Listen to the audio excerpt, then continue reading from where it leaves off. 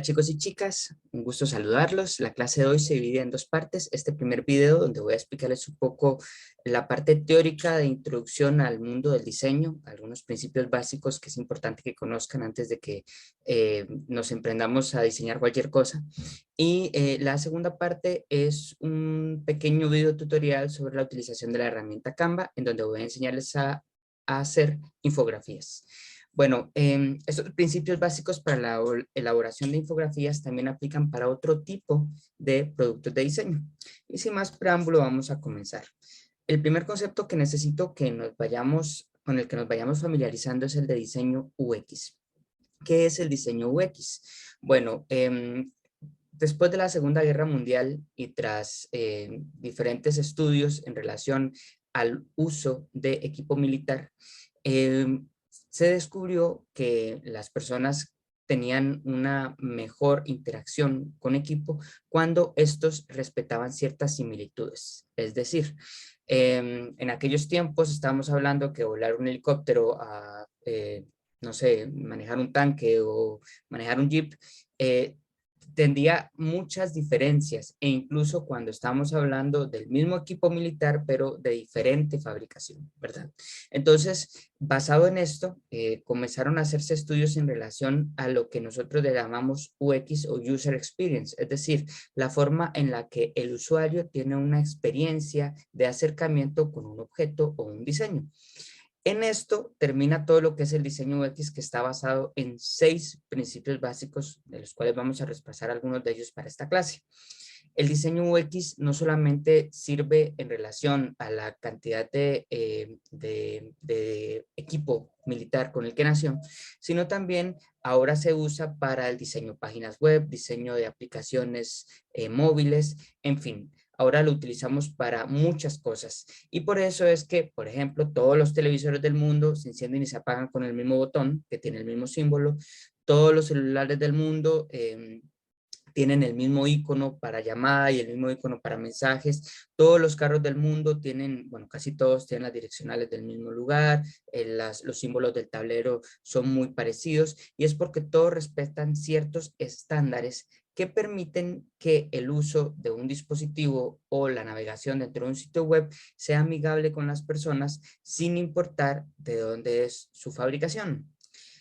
El primer principio de diseño UX es lo simple es bello. Y aquí tenemos una imagen que nos lo prueba. Esta imagen tiene una paleta de colores de 3 colores únicamente. Y 2 de ellos son los colores básicos, blanco y negro, y después un naranja. Sin embargo, se ve muy bien. Podemos ver que es una tinta que está dejando caer perdón, una pluma que está dejando caer gotas de tinta. Dice que lo único que brote sea la tinta, hagamos conciencia, no más violencia. Y tiene mucho que ver con el tema de la libertad de prensa y, bueno, por supuesto, la violencia en relación a esto. Todo esto con tan solo 3 colores, una imagen que tiene un estilo muy minimalista, que apenas podemos determinar cuál es la figura, pero todo esto nos permite tener una interpretación de la imagen con muy pocos elementos. El secreto del éxito del iPhone, cuando apareció por primera vez, es que a diferencia de los otros celulares del mercado, solamente tenía un botón y una pantalla.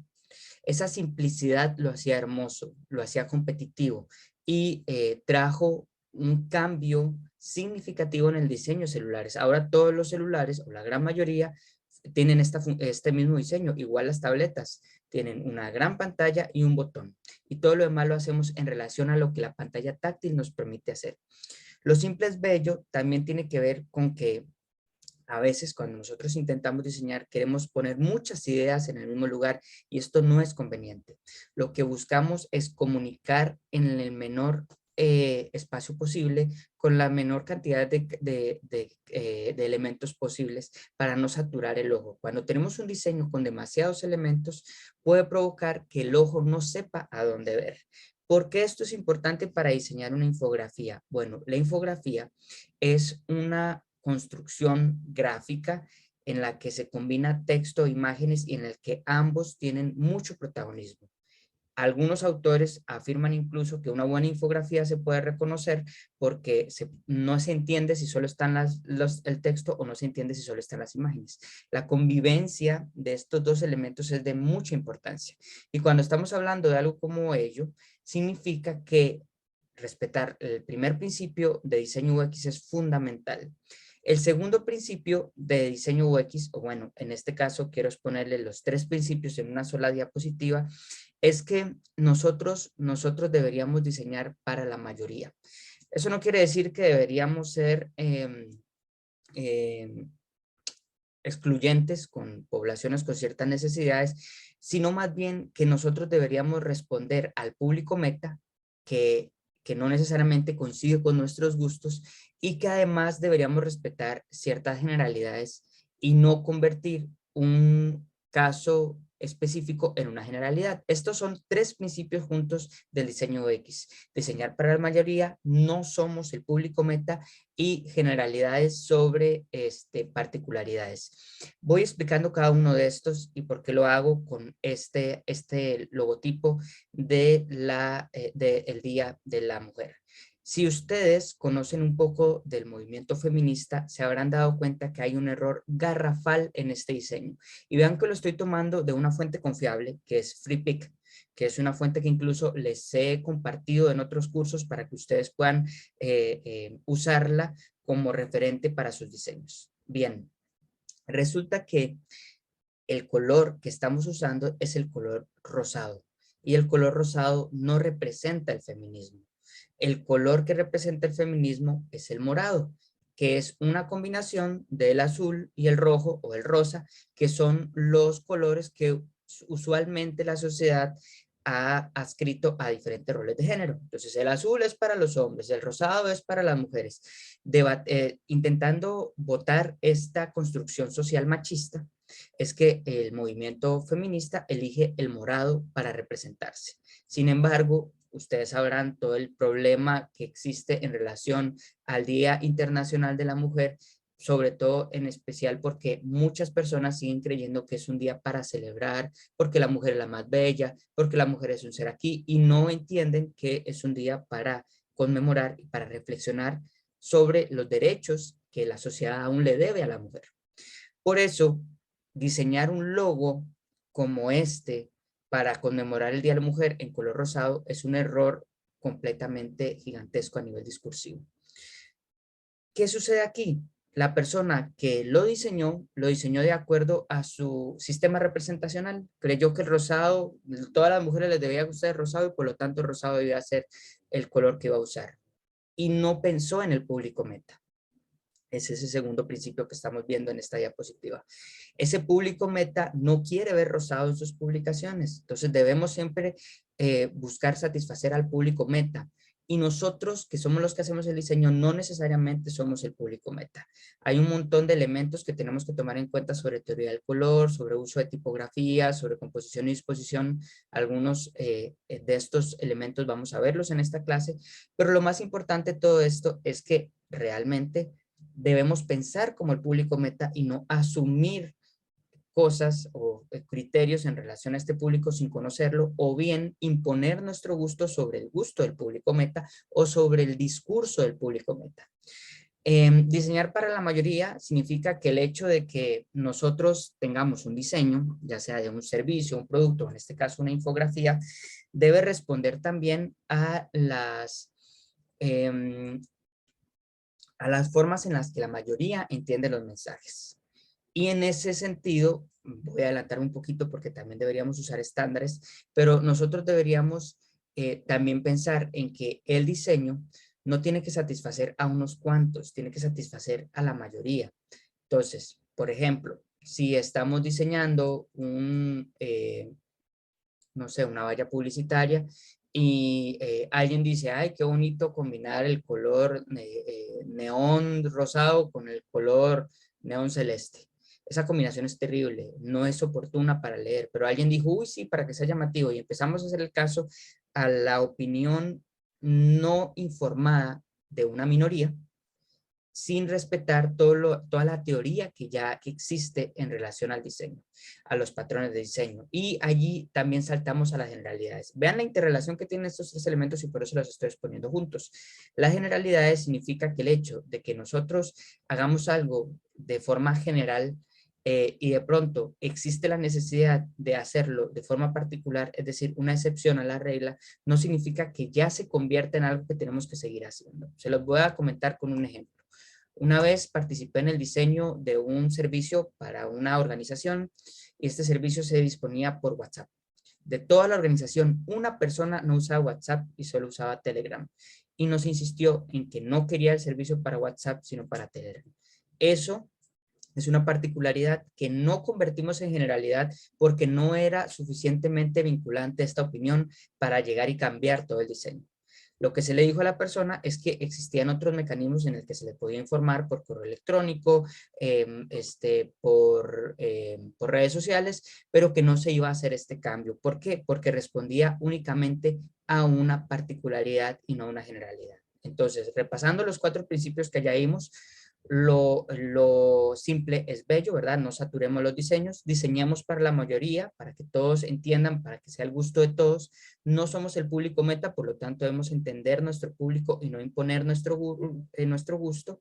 Y además, cualquier particularidad, cualquier excepción a la regla debe someterse a una reflexión clara y fundamentada para saber si es eso una excepción a la regla o se convierte en una nueva regla. El quinto principio es usar siempre estándares. Si nosotros pensamos en una idea, la forma más oportuna que nos han enseñado las caricaturas a representar una idea es un bombillo. De hecho, hasta tenemos un dicho: se le incendió el foco, se le prendió el bombillo, para referirnos a cuando una persona tiene una idea. Y si queremos representar una idea y no usamos el bombillo, usamos otra cosa, de pronto nuestro mensaje ya no es atinado. Entonces, usar estándares nos permite también hacer que nuestro mensaje sea más fácil de interpretar. Por eso es que todos los botones del televisor, de volumen, de play, de stop, de pasar canales, todos tienen la misma simbología y las mismas letras. ¿Por qué? Porque están hechos de estándares. Igual cuando manejamos un carro, tienen la misma simbología. Cuando navegamos por internet, cuando cambiamos de computadora a celular, todos tienen la misma iconografía porque maneja estándares. Los estándares también tienen que ver con el uso de color. Y de eso vamos a hablar un poco más adelante. Los estándares también tienen que ver con las tipografías e incluso con algo que se llama patrón de diseño. Los patrones de diseño son estructuras de composición de elementos a nivel gráfico que ya han sido probadas y han sido, y además de ser probadas, han sido comprobadas su éxito. Por ejemplo, el menú de un sitio web. El patrón de diseño nos dice que deberíamos ponerlo en la parte superior, a la izquierda o a la derecha o centrado, y ese patrón es exitoso. La mayoría de las páginas nosotros buscamos que tengan un menú allí. Hay otros patrones que pueden responder a otras necesidades, pero la mayoría de las veces lo hacemos así. Es como el patrón de esperar que el botón para cerrar una ventana de una aplicación en Windows esté en la esquina superior derecha y representado con una X. Ese patrón ya define un estándar y la gente ya espera ese estándar. Y cuando nosotros diseñamos, entonces deberíamos tener ese estándar. También, y como último principio de estrategias de diseño, y por supuesto de diseño UX, tenemos evitar Frankenstein. Si ustedes conocen el cuento de Frankenstein, sabrán primero que nada que es que Frankenstein no es el nombre del monstruo, sino el nombre del doctor, que además él desea crear, revivir a un ser muerto, ¿verdad? Entonces lo que hace es irse de compras, irse de compras al cementerio y dice: esta oreja de aquí, este brazo de aquí, estos ojos de aquí, esta cabeza de aquí. Por supuesto que no tenía forma de garantizar de que un brazo fuera igual que el otro, que una oreja tuviera el mismo color de piel que la otra, o que estuvieran las mismas condiciones de tamaño, de forma, y por lo tanto el monstruo que crea es aquel adefesio lleno de partes humanas sin sentido y sin estética. A veces cometemos ese error cuando diseñamos. Y digo a veces por tratarnos bien. Ese es uno de los errores más frecuentes cuando empezamos a diseñar sin criterio de diseño. Quiero que entiendan muy bien esto. A partir de esta clase vamos a aprender a utilizar aplicaciones de diseño. Y aprender a diseñar es lo mismo que aprender a manejar. No importa si ustedes saben cómo manejar el carro, hacen trompo, aceleran y todo lo que quieran. Si no conocen las leyes de tránsito, no saben manejar, aunque manejen bien el carro. Trasladando esta metáfora al diseño, no importa si utilizan Photoshop, InDesign, Illustrator, Premiere, Inkscape, GIMP, no importa que sean unos crack usando estas aplicaciones. Si no respetan las leyes del diseño, no saben diseñar. Así de crudo como suena, pero así es la realidad. ¿Por qué? Porque si nosotros no utilizamos una buena combinación de colores, una buena disposición y composición de los elementos, si no respetamos las leyes de Gestalt, de las que les puedo hablar después, si no respetamos las leyes del diseño UX, podemos hacer muchos montajes interesantes con estas aplicaciones, pero no se van a ver bien. Y la estética es sumamente importante porque un diseño sin estética repele la permanencia de nuestro usuario en el diseño. Es decir, la gente no se queda viendo un diseño que no se ve bien, o peor aún, la gente no entiende el diseño que no se ve bien. Vean este diseño. Tiene combinaciones de caricaturas, de imágenes que a pesar que también son caricaturas, tienen un estilo de diseño diferente, no son tan flat, de fotografías con una baja resolución, tiene textos que uno no sabe por dónde se debe leer esto. Las flechas, el acomodo de los textos, uno no sabe cuál es la línea discursiva, por dónde comenzar a leer, qué es exactamente lo que quiere interpretar. Y esto, que podríamos llamar una infografía, es una infografía con errores de diseño, que no deberíamos repetir. Se ve mucho en las presentaciones de PowerPoint o las presentaciones de diapositivas. La gente, como tiene tanto recurso a disposición, y es lo que nos regala la tecnología de hoy, tenemos tantas tipografías, tantos colores, tantas formas, que las metemos todas sin analizar cómo funcionaría. Y es por eso que es muy importante saber que existen tendencias, corrientes, identidades de imágenes y de forma tal, patrones que nosotros podemos respetar. Por ejemplo, aquí la persona que diseñó esto en algún momento centra el texto, pero en otro momento lo justifica a ambos márgenes, creando unos espacios desagradables entre las palabras. No sabemos de dónde es este título, yo supongo que es de estos 4 elementos. No sabemos si hay que comenzar por aquí, después ir aquí abajo y después arriba, o si se lee primero la línea arriba o la línea abajo. Las imágenes no son legibles. Este pequeño diagrama no se lee. Todas estas son lo que llamamos un Frankenstein, demasiadas cosas juntas que realmente no nos aportan al diseño y van en detrimento del discurso. Ahora, algunos consejos que deberíamos tomar en cuenta a la hora de hacer diseño es que, primero, en una infografía el orden de las ideas es importante. Es decir, ustedes antes de hacer la infografía deberían preguntarse qué quiero decir y en qué orden. Como cuando preparan una presentación. De hecho, una infografía es una exposición, a diferencia de que ustedes no están allí para exponerla. Entonces es importante que la infografía sea clara. Podemos utilizar varios recursos para definir el orden de lectura de la infografía. Cambios de color, numeración, o incluso diagramas y flechas que nos permitan ver. Usualmente el ojo lee de izquierda a derecha, al menos en este hemisferio del planeta.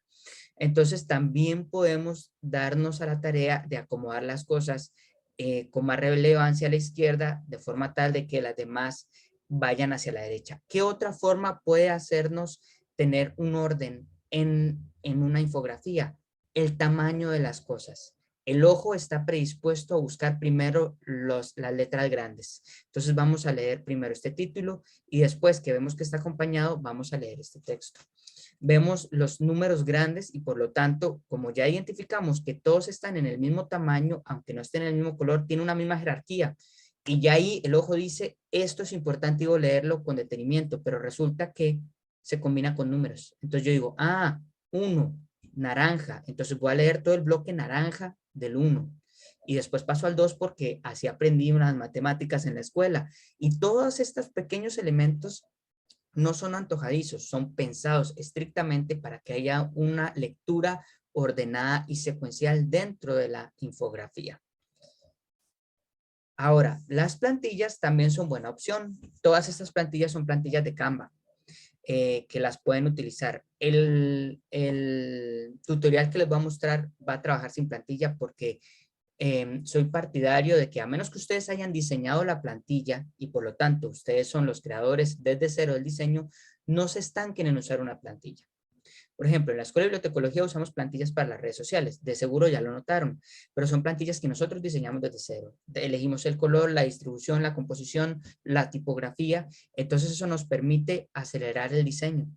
Pero si ustedes diseñan cosas desde cero con plantillas, ahí empieza a hacerse un vicio en el proceso creativo y les va a costar más tener ideas creativas después porque siempre están pensando en plantillas. Entonces, pueden usar plantillas, una buena opción si tienen poco tiempo, pero yo les recomiendo que las usen una vez que hayan desarrollado su parte creativa.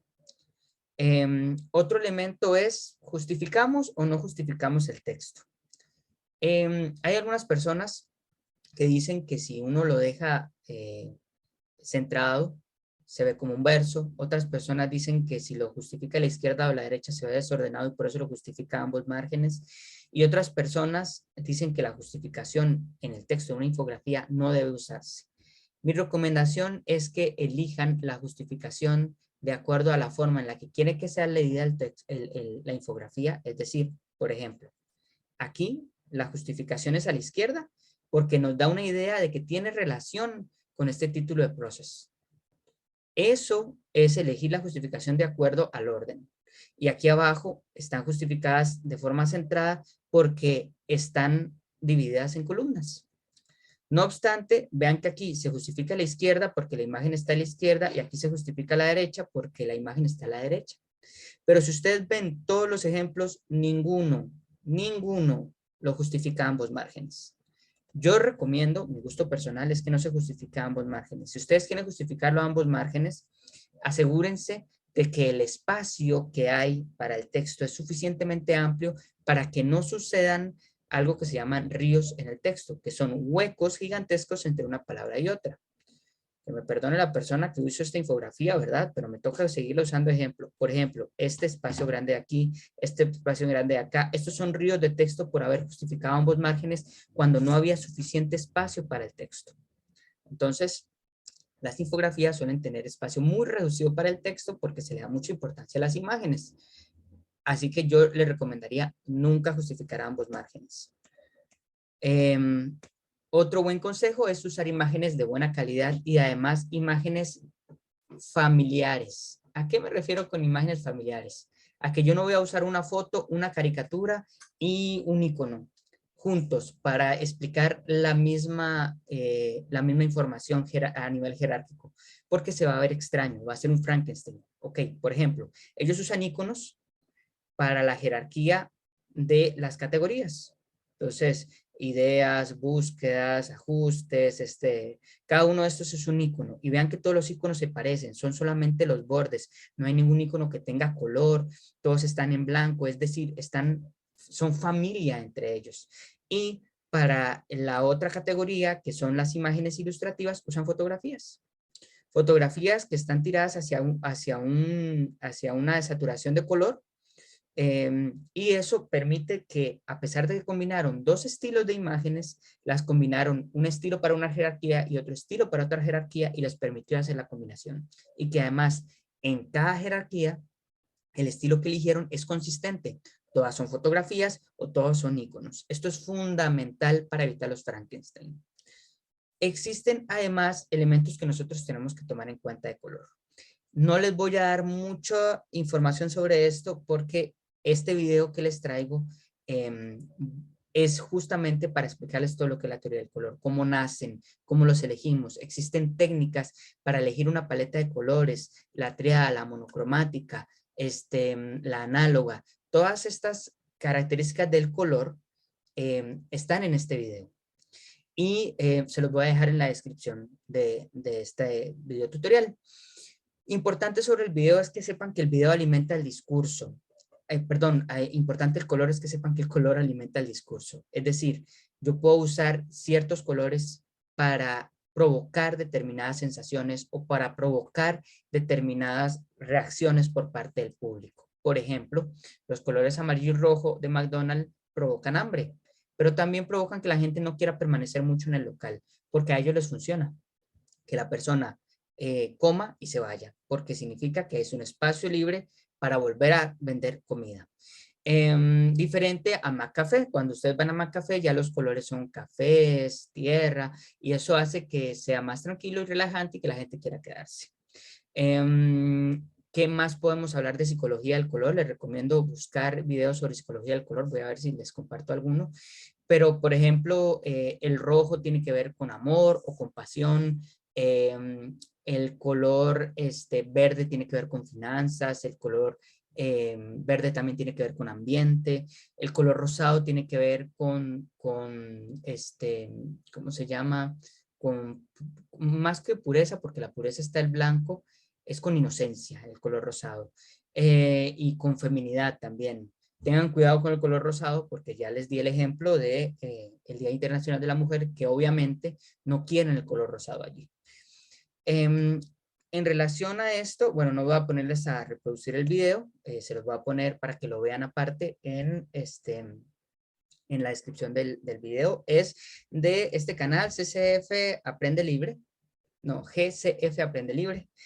Estos amigos de este canal también hablan sobre tipografías. La letra es la identidad de nuestra infografía. De hecho, si ustedes recuerdan cuando escribían en papel, ¿verdad? Bueno, de hecho deben hacerlo todavía, yo es que hace mucho que no lo hago. La letra nos identifica de cierta manera. Uno puede tener letra fea o letra linda, y la letra también nos sirve para brindar cierto carácter a nuestros diseños. Puedo tener letras que le dan elegancia al diseño, o puedo tener letras que le dan informalidad al diseño, o que le dan alegría, o que le dan formalismo. Todo eso, de ello, pueden aprender en esta tipografía. Consejo esencial: no combinen más de 3 tipografías en un diseño. Una forma de hacer que una tipografía rinda en diferentes categorías para un diseño sin que se pase de 3 es que ustedes pueden usar una familia tipográfica, en algunas partes con negrita, en otras partes con itálica y en otras partes sencilla, para así una misma tipografía esté 3 veces, perdón, nos dé más opciones y más versatilidad a la hora de diseñar. Y por último, el documento debe respirar. Esto es un concepto un poco más complejo. Les invito a que de verdad vean estos 3 videos. Son importantísimos que los vean tanto como que vean este. ¿Por qué? Porque, bueno, la disposición y la composición es lo más importante en el diseño. Es cuando yo elijo cómo voy a colocar las imágenes para que se vean bien. Y hay diferentes formas de colocarlas que responden a recetas ya testeadas que nos permiten tener una disposición correcta. Cuando yo les digo que el documento debe respirar, es que dentro de todos esos principios de disposición y composición tenemos que respetar el aire, es decir, los espacios en blanco que hay entre un elemento y otro, para que así funcione bien la lectura de nuestra infografía. Es como escribir un texto y no ponerle signos de puntuación. Si no ponen espacios libres de información, sin imágenes, solamente el fondo, el, el diseño va a verse abarrotado, va a ser difícil de leer e incluso hasta incómodo. Entonces, que el documento respire y, por supuesto, respeten todas las reglas de disposición y composición que están en este video que les estoy compartiendo. Por el momento, esta sería la clase teórica de hoy. Ahorita les voy a facilitar también el video de cómo utilizar la herramienta Canva. Espero les sea de mucha utilidad. Hasta pronto.